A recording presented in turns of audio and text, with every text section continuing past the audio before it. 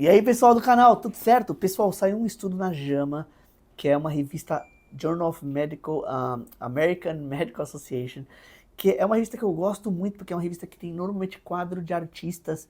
Eu sei que recentemente talvez eles mudaram isso, mas vários artistas famosos, como Picasso, alguns outros já foram capa da JAMA, né, com imagens originais, algumas delas, então eu gosto bastante.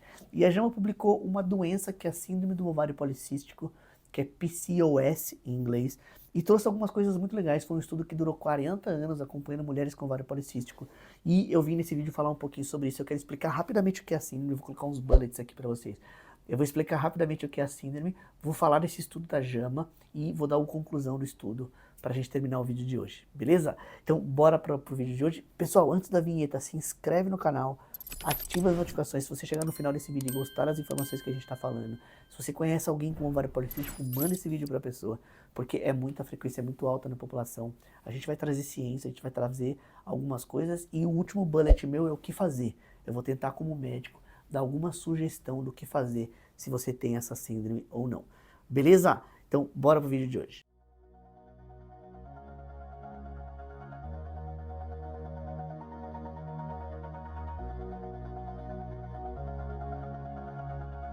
Vamos lá, pessoal. O nome da síndrome, o nome, na verdade, da JAMA é Polycystic Ovarian Morphology and Chronic Morbidity and Mortality in PCOS. Ou seja, a morfologia do ovário policístico, vocês já vão entender por que está no título, e a morbidade e a mortalidade, tá bom? Então vamos falar um pouquinho da doença. Lembra que meu primeiro bullet ia falar o que é o ovário policístico, depois entrar no estudo, mas eu preparei um pouquinho aqui que é o ovário policístico. Então o ovário policístico é uma endocrinopatia, ou seja, é uma disfunção de uma glândula endócrina chamada ovário, ou seja, uma disfunção do ovário, que não tem uma cascata de enzimas, né, que não funcionam adequadamente, ou seja, é uma síndrome enzimática, de deficiência enzimática, principalmente num negócio que chama citocromo P450 dentro do ovário, numa célula chamada de granulosa, ou seja, o ovário tem uma disfunção da granulosa, dessas células que estão ali dentro do ovário.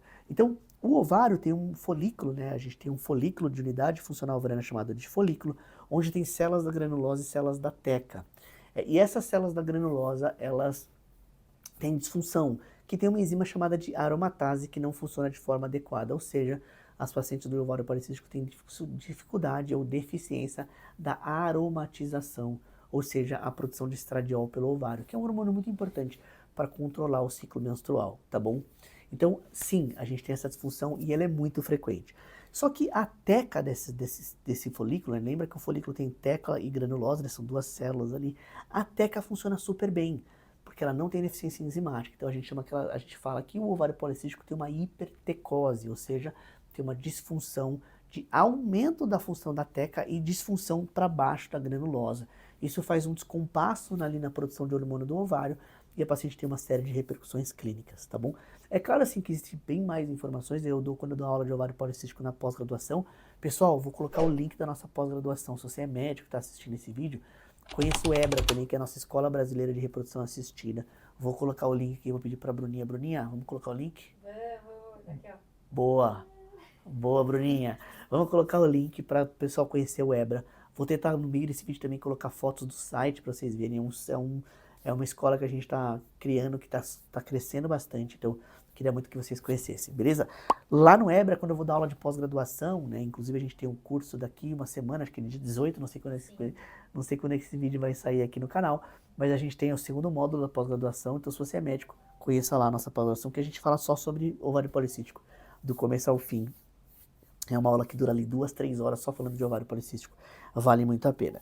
Pessoal, então essa é a síndrome. Então, a síndrome, no geral, o que acontece? Ela não tem ovulação adequada, ela é uma síndrome de anovuladora crônica. Como aumenta a função da teca, os androgênios, que são esses hormônios da teca, aumentam na circulação, ou seja, ela é hiperandrogênica.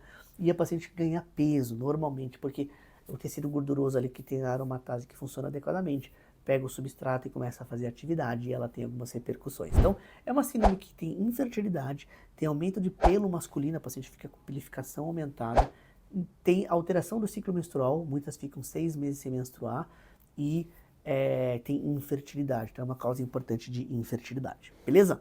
Então, essa é a síndrome, pessoal. A gente tem outros vídeos aqui no canal falando sobre ovário policístico. Bom, vamos falar do estudo, pessoal. O estudo é um estudo de corte prospectivo, então é um estudo publicado na JAMA.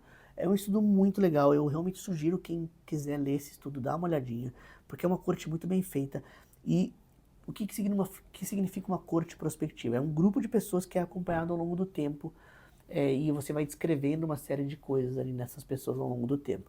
Então, esse estudo publicado na JAMA, que foi publicado em 2025, final de 2025, acompanhou por 37 anos, pessoal. Eu não sei quantos anos você tem, né? Eu tenho quase um pouquinho mais, pouca coisa mais do que isso. Então, minha vida inteira eles ficaram acompanhando pessoas com ovário policístico. E eles acompanharam 340 mulheres analisadas. Mas qual que é a coisa mais importante? O que foi comparado nesse estudo? Pacientes com ovário policístico, com morfologia policística, ou seja, com a síndrome verdadeira completa ali com tudo, ou pacientes com ovário policístico sem essa característica policística, ou seja, elas tinham uma disfunção ali menor, mais leve da enzima, e as pacientes ovulavam. Então, um grupo era pacientes com muito quadro clínico de ovário policístico, um outro grupo eram pacientes mais tranquilas ali, que acompanhavam ao longo do tempo, tá bom? Então, o estudo, como eu falei, publicado em 2025, os autores são Kugelman, eu vou tentar colocar o nome dos autores aqui para vocês procurarem, que é da Universidade de McGill, né, uma universidade bem conhecida aí na medicina, uma universidade canadense. Beleza? E o que esse estudo quis ver? Principalmente aumento de mortalidade e aumento de morbidade crônica. Então, o primeiro dado, pessoal, que o estudo trouxe que eu queria falar para vocês. Maior risco de ter diabetes tipo 2. De 23% nas pacientes que tinham ovário policístico padrão para 9% que não tinha, acompanhando na corte, né? O que é muito interessante nessa corte prospectiva? Pessoas que têm ovário policístico, você vai acompanhando elas e vai esperando as pessoas entrarem, terem a doença, e você consegue comparar ali fatores de risco, né? Será que a pessoa com ovário policístico tem diabetes por algum outro motivo, não sendo da síndrome? Isso dá para você isolar nos prospectivos, tá bom? E as pacientes tinham mais resistência periférica à insulina, IMC elevado, ou seja, tinham obesidade mais do que a paciente que não tinha, e tinha variações hormonais também. Ou seja, as pacientes que tinham ovário policístico clássico tinham todas as coisas clássicas dessa doença, e aí aumentando, quase triplicando a chance de ter ovário policístico. Beleza? Agora, o ponto mais importante, né? Porque que o título é assim, ó. Um estudo mostrou que acompanhou por mais ou menos 40 anos e trouxe uma resposta que ninguém esperava. Então, eu quando falava em aula, pessoal, eu falava muito isso. A pessoa com diabetes tipo 2, mais obesidade, que tem sobrepeso, tudo. Então, esse estudo começou a mostrar e quis mostrar se isso impacta diretamente ou não na mortalidade. Pessoal, e olha, pasmem, o resultado não houve um aumento significativo da mortalidade nessas pacientes com diabetes tipo 2, ou que desenvolveram essa síndrome, e pacientes com ovário policístico tradicional. Nem aumento na consistência de outras doenças crônicas ao longo da vida. Por exemplo, o aparecimento de algumas outras coisas, tá bom? Mas é muito interessante mostrar que esse estudo foi muito claro em mostrar que existe uma diferença entre o ovário policístico e um erro metabólico, né? Uma síndrome metabólica que a doença causa. Isso no longo prazo pode dar alguns problemas. Beleza? Pessoal, pelo vídeo de hoje era isso. Eu queria agradecer demais vocês aqui. Se inscreve no canal e vejo vocês nos próximos vídeos. Valeu!